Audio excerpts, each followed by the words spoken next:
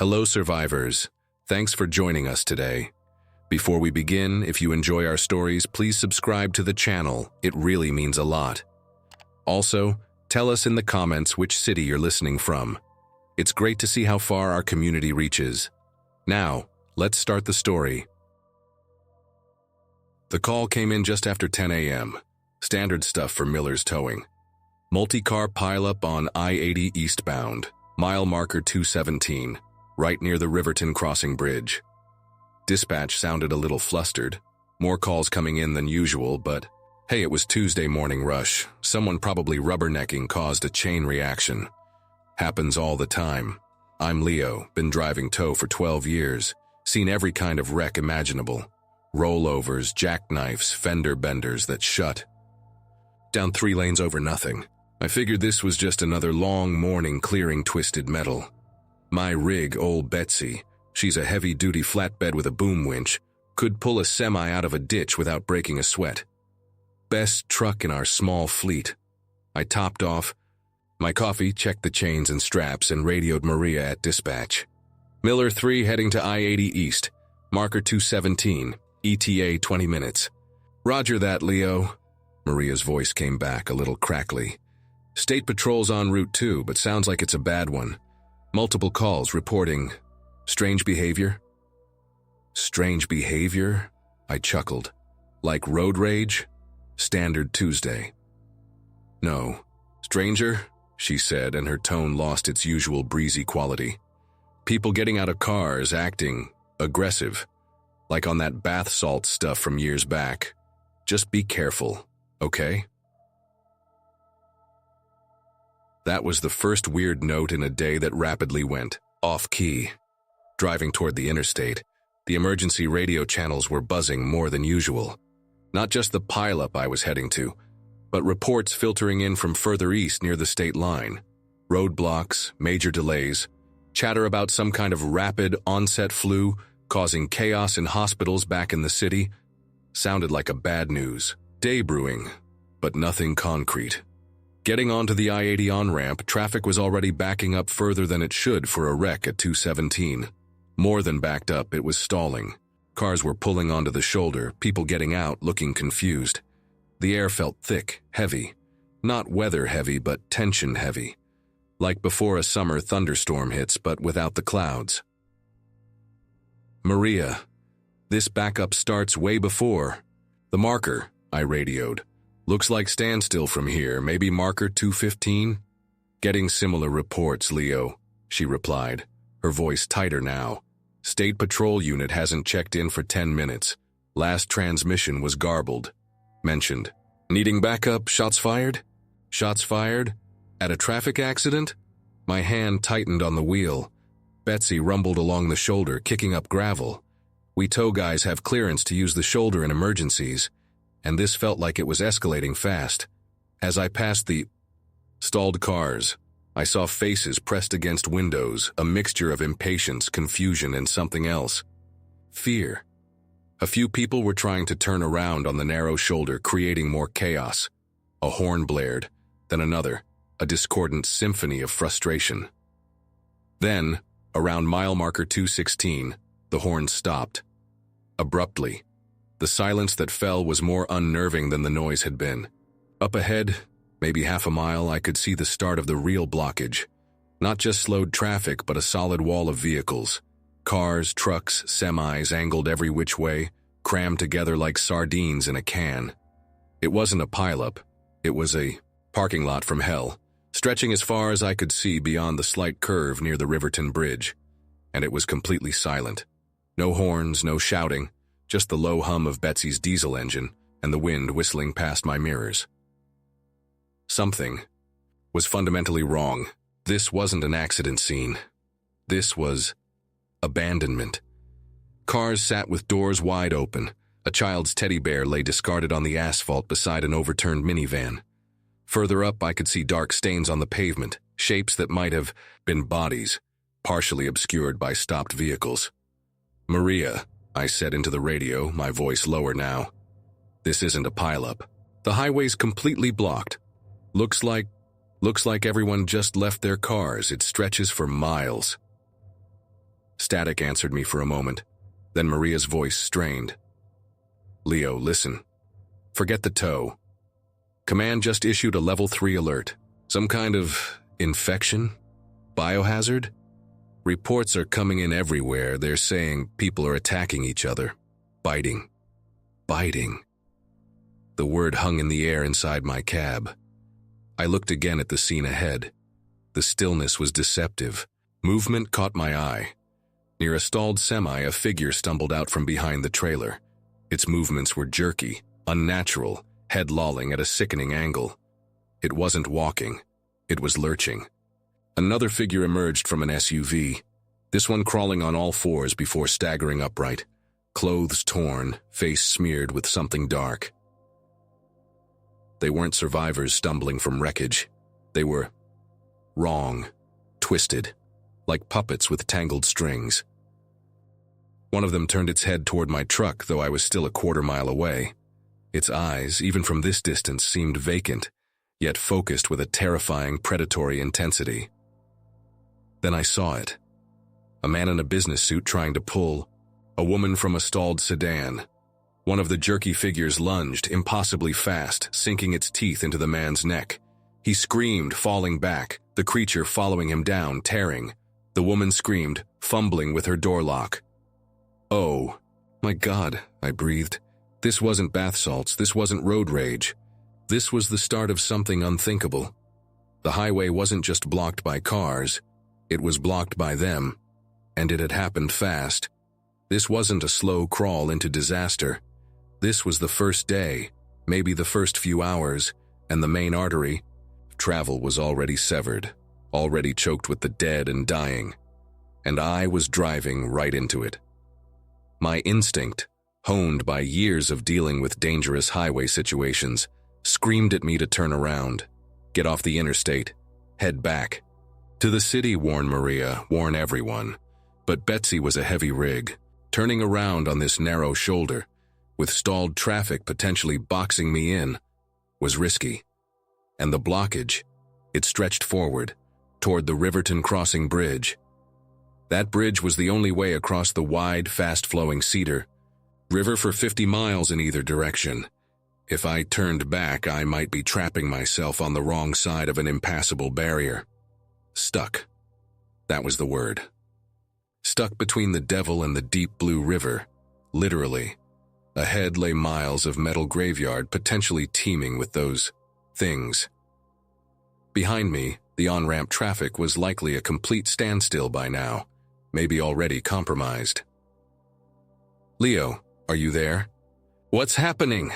Maria's frantic voice crackled. Maria, it's bad, I said, keeping my voice as steady as I could. The reports are true. People attacking each other. It looks like something out of a movie. I saw another infected figure, a woman in a sundress, slam herself against the window of a minivan, trying to get at the occupants. The highway is completely blocked. Not just cars, Maria. It's full of them. Them, the infected. They're everywhere up here. The blockage isn't an accident scene, it's a trap. Or maybe a containment zone that had failed spectacularly fast. Military? She asked, hope faint in her voice. I scanned the tangled mess of vehicles ahead. Cars, SUVs, pickups, semis. And there, wedged between a delivery truck and an RV, was a Humvee. Door open, no sign of soldiers. Further up, I could just make out the shape of a state patrol cruiser, also seemingly abandoned. Negative on military, Maria. Looks like they got caught in it too. This wasn't just a civilian disaster. First responders, military, they were trapped or gone. The speed of it was terrifying. My tow truck offered some advantages. Height for visibility, power to push obstacles, a reinforced steel body, but it was also slow, cumbersome, and a huge target. I eased Betsy forward along the shoulder, stopping, just short of the first truly jammed vehicles. From my elevated cab, I had a panoramic view of the unfolding nightmare. The initial chaos seemed to be subsiding slightly.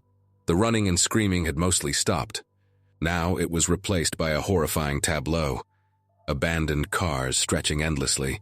doors flapping in the breeze, personal belongings scattered like confetti after a parade gone wrong. And moving among the wreckage, the infected. Dozens, maybe, hundreds, visible just in my immediate line of sight. They moved with that disturbing, jerky gait, sometimes stumbling, sometimes breaking into a terrifyingly fast sprint toward any perceived movement or sound. Some were feeding on bodies lying on the asphalt.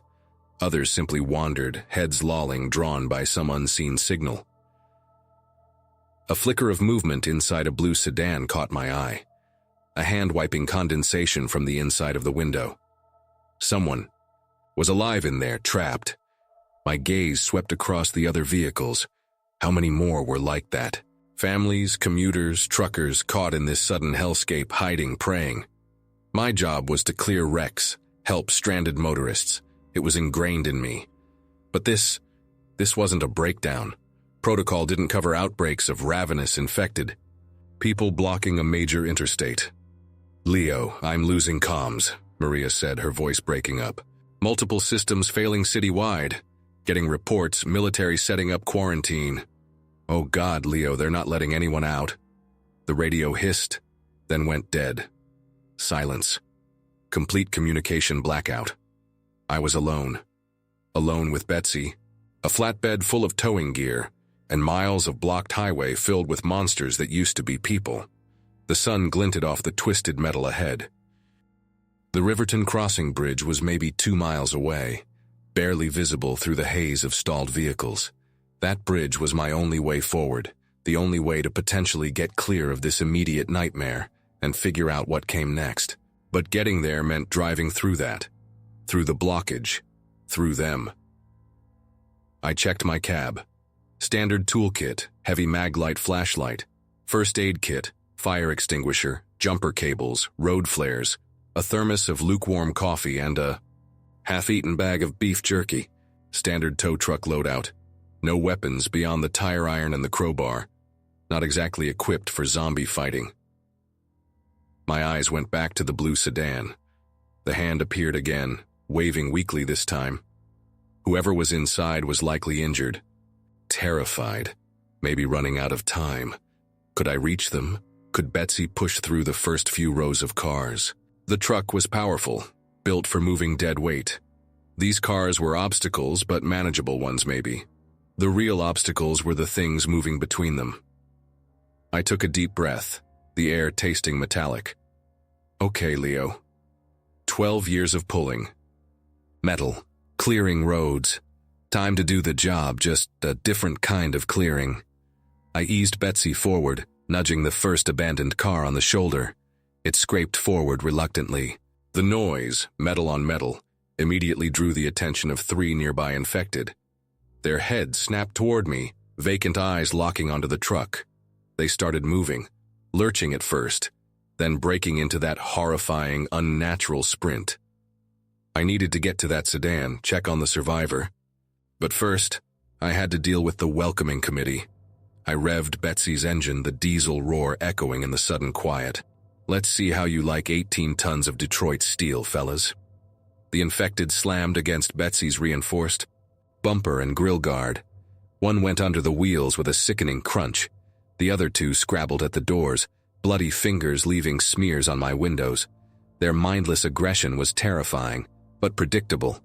They focused solely on the immediate target, my truck. I kept pushing forward slowly, using the rig's momentum to shove the blocking car further down the shoulder, creating a narrow path. The 2 infected clung on, snarling, their broken teeth snapping inches from my window. I reached the blue sedan. The driver's side window was cracked, and I could see a young woman inside, maybe mid-20s, clutching her arm. Blood stained her sleeve. Her eyes were wide with terror, but she wasn't one of them. "Can you open the door?"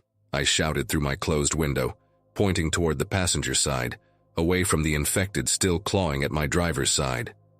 She fumbled with the handle, finally pushing the door open.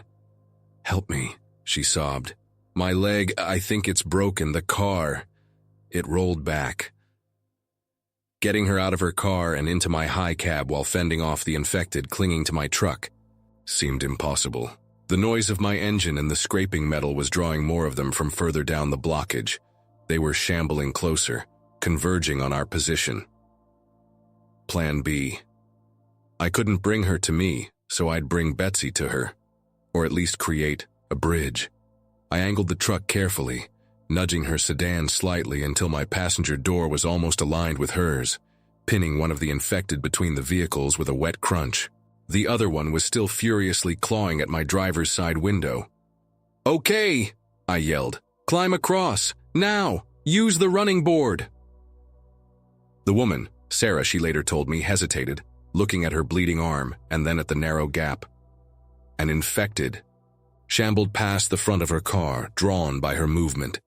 "Now!" I roared, revving the engine again to hopefully distract the newcomer. Adrenaline kicked in. Sarah scrambled awkwardly out of her car, half-hopping on her good leg, using the side mirrors and door frames to pull herself across the small gap onto Betsy's running board. The infected I'd pinned was still thrashing, its arm reaching blindly, snagging her pant leg. I leaned across the cab, yanked open the passenger door and grabbed her uninjured arm, hauling her inside just as the creature's teeth snapped shut inches from her ankle.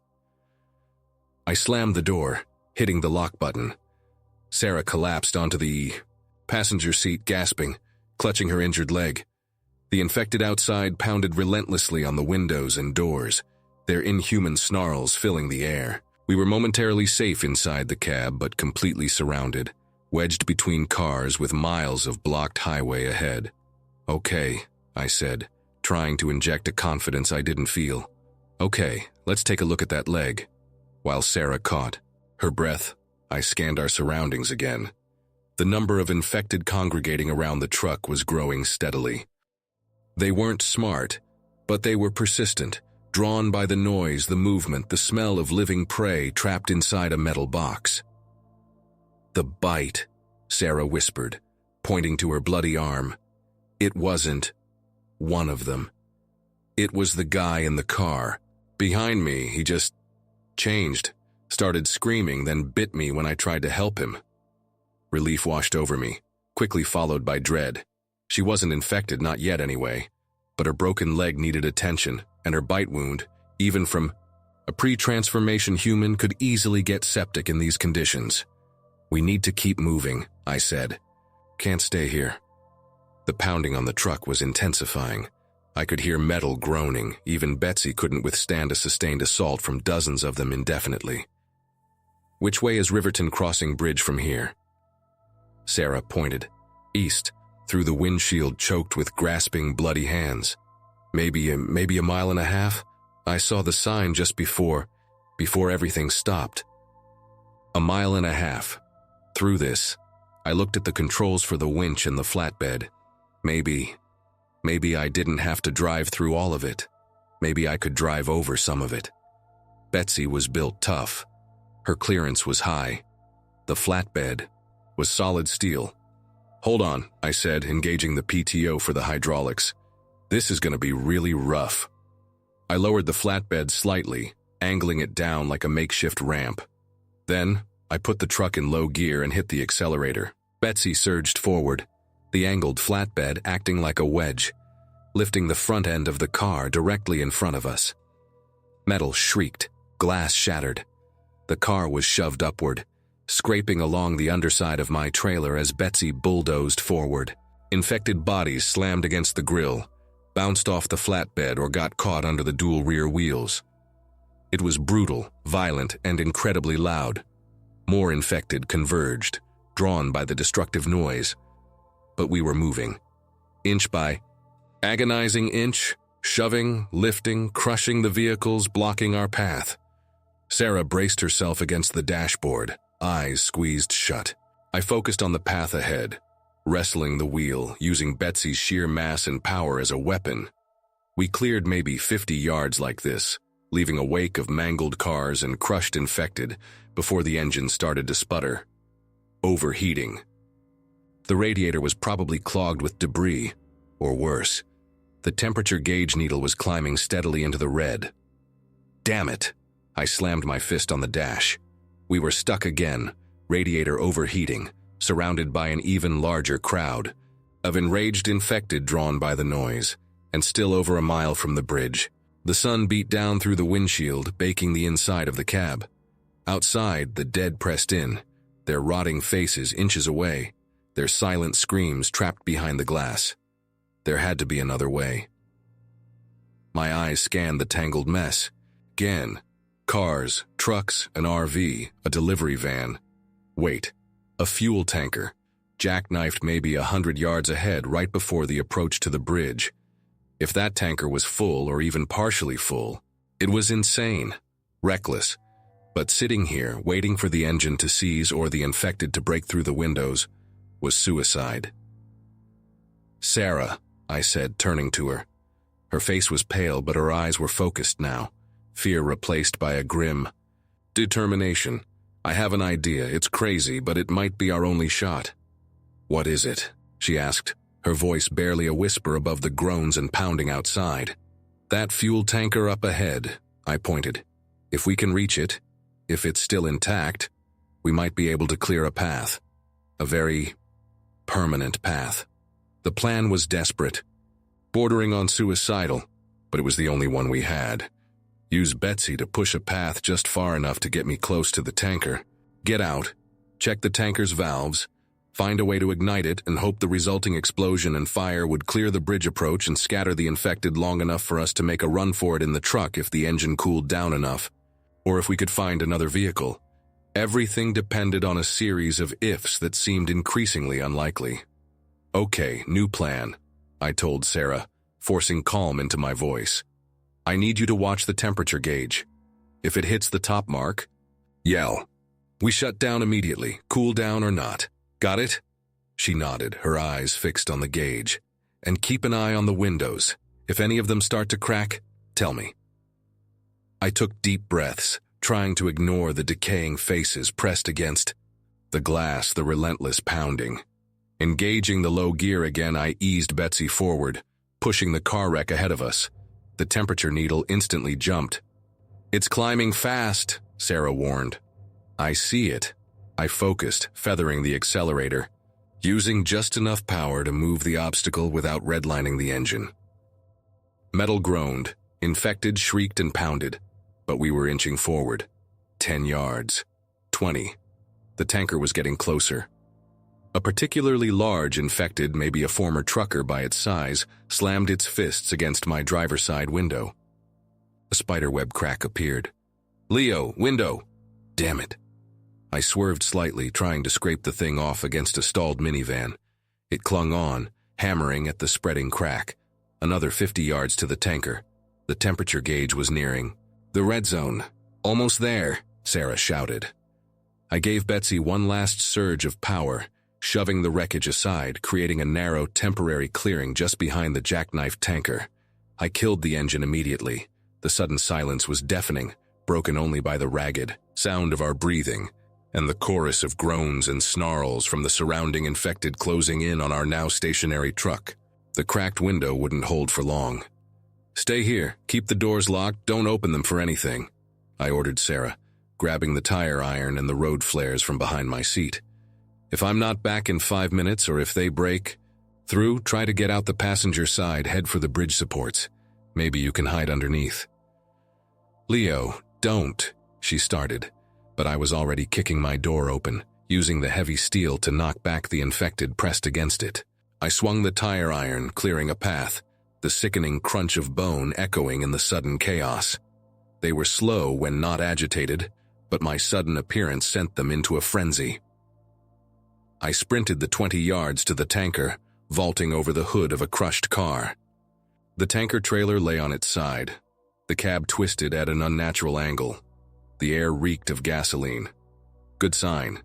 It hadn't ruptured completely. I scrambled onto the side of the trailer, locating the main discharge valves. Closed, thankfully. But how to ignite it? A flare. I fumbled with the flare pack, pulling one out, heart pounding. The infected were converging, drawn by my movement. I could see them climbing over cars, shambling through the wreckage, maybe 30 or 40 of them now within close range. I popped the flare cap, ready to strike it. But something made me pause, a sound.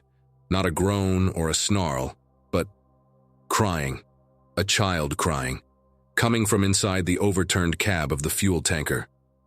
My hand froze, flare hovering. A kid? Trapped. In there? With the highway blocked, the world ending, and hundreds of infected closing in? I looked back at Betsy. Sarah was watching, face pressed against the passenger window, eyes wide with fear. I looked at the closing infected. I looked back at the tanker cab where the faint crying persisted. The plan had been simple. Ignite the tanker, clear the path, escape. Adding a child rescue mission to that equation was insane. Getting the kid out would take time, make noise, attract every infected within earshot. But leaving a child trapped in there, I couldn't. Not if there was any chance. Damn it all, I muttered, tucking the unlit flare back into my belt and hefting the tire iron. Survival was paramount, yes. But what kind of survival was it if you sacrificed the last shreds of your humanity? I moved toward the tanker cab, using the tire iron to fend off the nearest infected. The cab was crushed on the driver's side, but the passenger door seemed intact, though jammed shut. The crying inside grew louder, more desperate. As I approached, "Hang on," I yelled, wedging the tip of the tire iron into the doorframe. "I'm coming!" Prying the door open took precious seconds, each screech of protesting metal drawing more infected closer. They clawed at my legs, their guttural moans filling the air. I kicked them back, swung the tire iron, fought with a desperation born of knowing I was probably signing my own death warrant. But the sound of that child's fear fueled me. The door finally gave way with a shriek.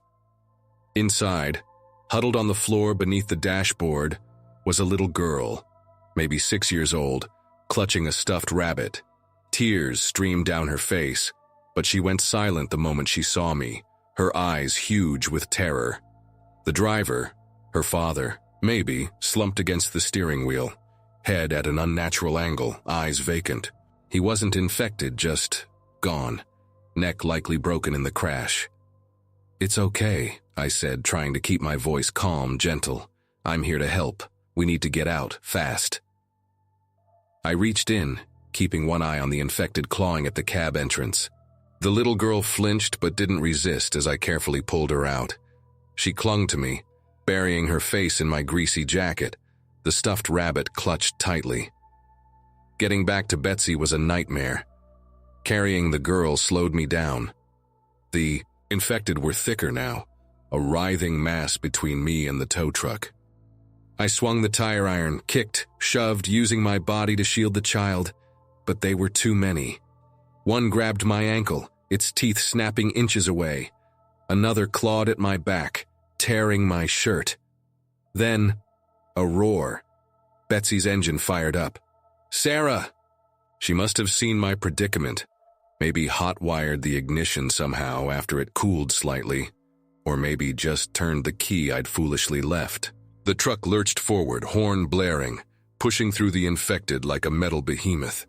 The passenger door swung open. "Leo, now!" Sarah screamed over the din. I threw the little girl toward the opening, Sarah catching her and pulling her inside. I scrambled after them, firing my last flare into the face of an infected trying to climb onto the running board. It shrieked, recoiling as its face ignited. I slammed the door shut just as Betsy plowed through the last few cars separating us from the tanker. "The flare!" I yelled, fumbling for another one. "Light the spill!" Gasoline shimmered on the asphalt around the overturned tanker. Sarah understood instantly. While I steered Betsy away from the imminent blast zone, she struck a flare and tossed it toward the tanker, just as we cleared the wreckage. The world erupted in white-hot flame. The concussion wave rocked Betsy, shattering the already cracked driver's side window completely. Flames shot hundreds of feet into the air, consuming the tanker, the surrounding cars, and dozens of the infected caught in the blast radius. The heat was intense even through the truck's metal body.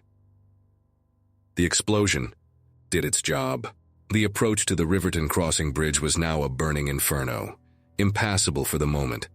But the blast had scattered the nearby infected, creating a temporary corridor of relative safety further back along the highway's edge. "Go!" Sarah yelled, pointing toward a maintenance turnaround just before the bridge approach. There! We might be able to get onto the access roads on the other side. The truck's engine sputtered again, the temperature gauge shooting back into the red, worsened by the ambient heat from the fire. "She's not going to make it," I shouted over the roar of the flames. We rolled to a stop 50 yards from the burning. Tanker, the engine dying with a final cough. We were out of the frying pan directly next to the fire. Stranded again, Betsy likely finished. The bridge impassable due to the inferno, and the scattered infected would soon regroup, drawn by the light and heat. The little girl, whose name we learned was Lily, had stopped crying and was staring, wide-eyed at the flames consuming the tanker that had been her prison. Sarah put a protective arm around her. "Now what?" Sarah asked, her voice barely a whisper. I looked around. The explosion had blown debris everywhere, near the edge of the road, almost hidden by smoke, was something I hadn't noticed before. A motorcycle. A big Harley, lying on its side near a patch of burning grass likely thrown clear from one of the wrecked vehicles. It was another long shot. Another insane gamble. But as the groans of the regrouping infected grew louder, long shots were all we had left.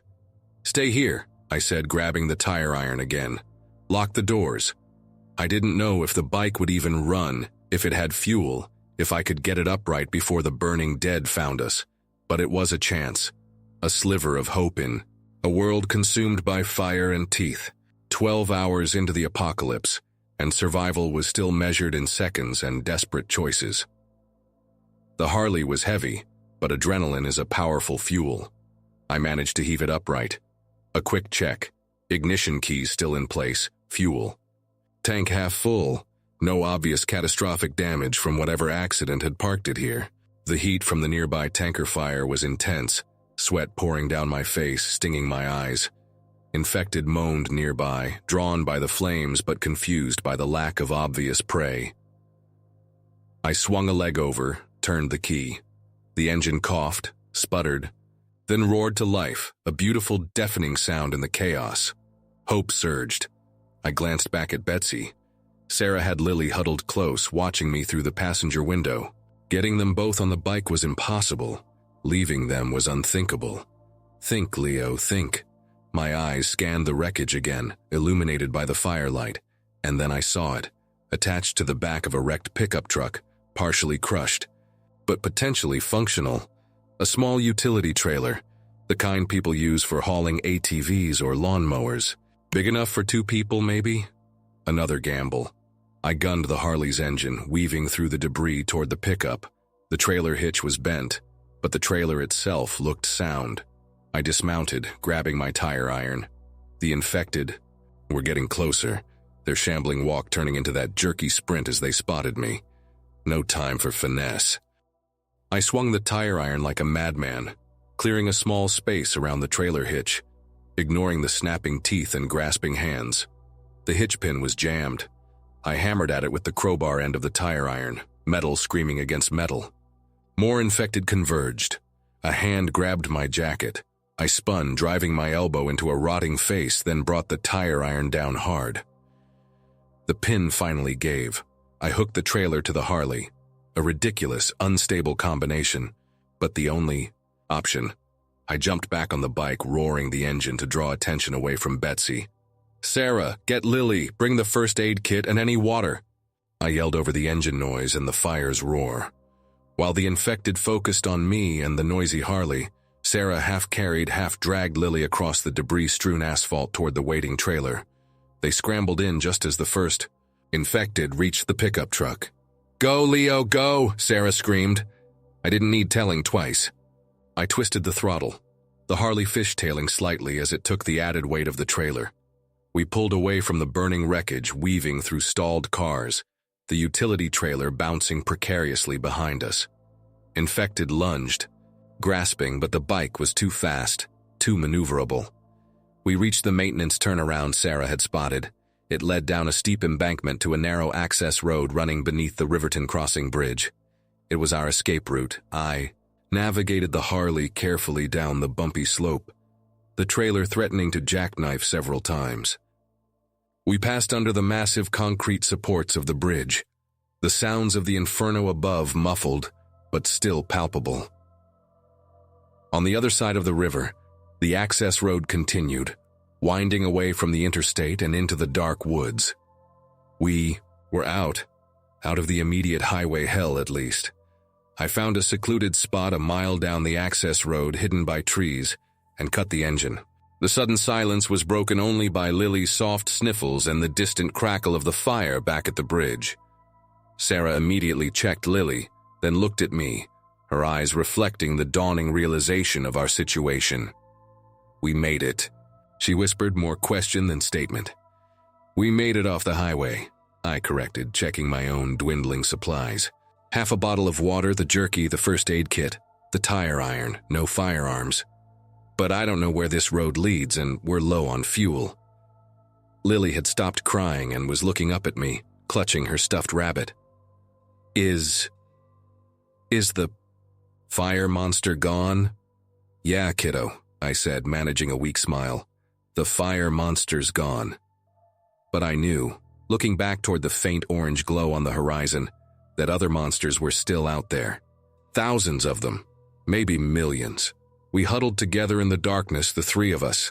A tow truck driver who'd lost his truck, a doctor with a broken leg and a bite wound that needed watching, and a little girl who'd lost her father and witnessed the end of the world. 12 hours. That's all it took for civilization to collapse on that stretch of I-80, for the highway to become an impassable graveyard. We had survived the blockage, escaped the immediate horror, but the dawn filtering through the trees revealed a terrifyingly empty world. The highway was lost, communications were down, and our journey had just begun. We had no destination, no real plan, just a beat-up utility trailer, a Harley running on fumes, and the clothes on our backs. But we had each other, and in this new world, maybe that was the only thing that mattered.